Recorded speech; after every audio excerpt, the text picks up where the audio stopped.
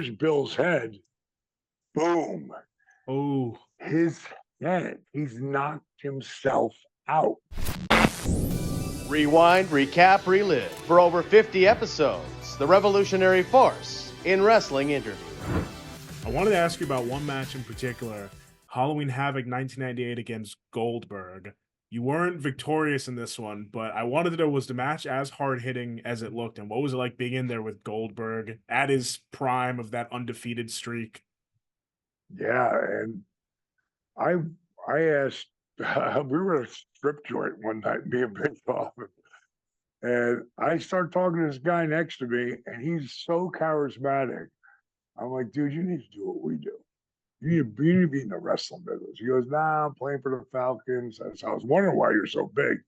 And we just bonded, changed numbers. I introduced him to Eric that night.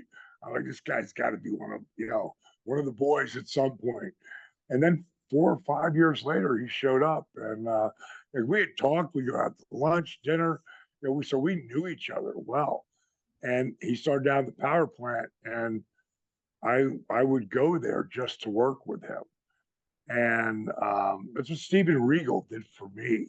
Steven Regal helped me out a lot because he was so smart, and had been doing it since he was 15.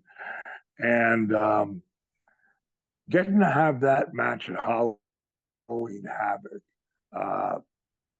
and it really, if you watch that match, it blurs the lines.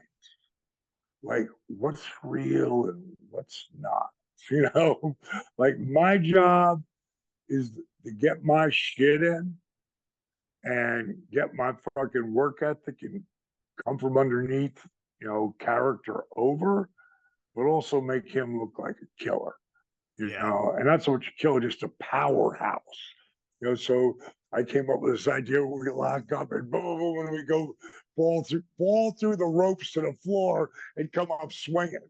There was so many things in that match. And the funny part of that match is Bill did not want to miss the spear. And I told him like 3 weeks out, I go, dude, at some point you're going to miss the spear. He said, no, I'm not. I said, yeah, you are. Because by this time, he's not the guy I used to work with in the gym. He's Goldberg, Yes. And, you got to have that ego in a world that's predetermined. You got to have that ego or you'll never make it in the business. You surely will never be a top guy. And I said, yeah, you're going to miss it. And it took me 3 weeks for him to, if you look back at that match, there's a point where he's coming, I think he throws me off. I can't remember how I end up in a turnbuckle, but here he comes. And man, if you watch, and I'd never done this before on any other match, I kicked my feet up and came out and fell on the apron. Mm-hmm. And if you watch, as I'm kicking my feet up, he's coming through and he ain't stopping. Like, I'm going to spear you, like for real. Like, you aren't that quick. But I got out. I mean, literally, like, boom. So if you didn't move, he was gonna. Oh, he was going to full force. Let's put it like this: he hit his shoulder on the post. Yes. And later on in the match, when he goes for the spear, I used to say when I was explaining this match, I'm a napkin. That's what you're going to hit. You're going to hit air because I know how physical you are, and I'm going to be gone before you ever get there. And what happened with that, here's Bill's head. Boom.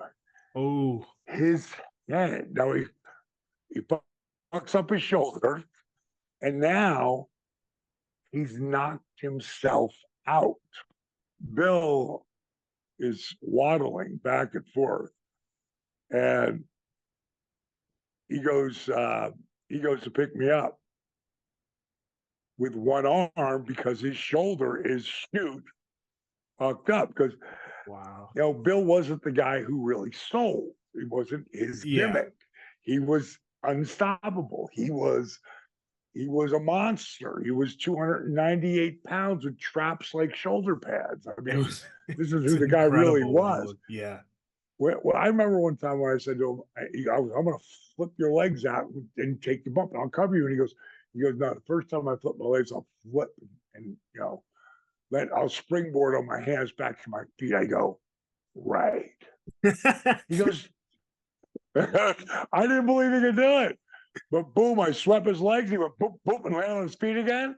I was like, better. And then I did it to him again. That time he took the bump. But better, you know, that guy, like, that's what a great athlete he was. And he was very snug in there because it was real to Bill. Mhm. But that match, when he went to pick me up, I didn't realize he was doing it with one arm until I looked down his arm. Yeah. And Yep. he picked me up and he put me down. And I thought, he has never sold like this for anyone. Like he's in trouble. And then he picked me up and I flipped behind him, spun him and hit him. Mm. Now, this is where I knew I was mad at the time, but looking back, like when you take the diamond cutter, you just go dead. You don't move anything because the fans know you're going to kick out if you move. But he was out still. So he's going by, you know, like there's a will in a way to get there. And I'll tell you about the time I knocked out for myself. When I got knocked out and remember what happened later, and what you remember and what you don't remember. Those concussions are real, man. But he's waddling a little bit, and I cover him after I waited 20 seconds or so because I'm not going to cover him. He kicks out right away. Fuck that. So I let him stay there for probably an uncomfortable amount of time. And I finally laid my arm over him. 1, 2, and he kicked out as opposed to 1, 2. Yeah. Like the pop would have been even louder. But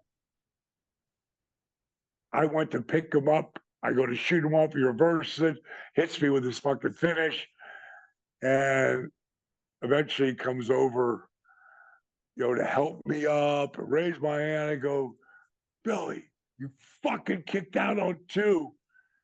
He goes, D, I don't remember anything. Rewind, recap, relive. For over 50 episodes, the revolutionary force in wrestling interviews.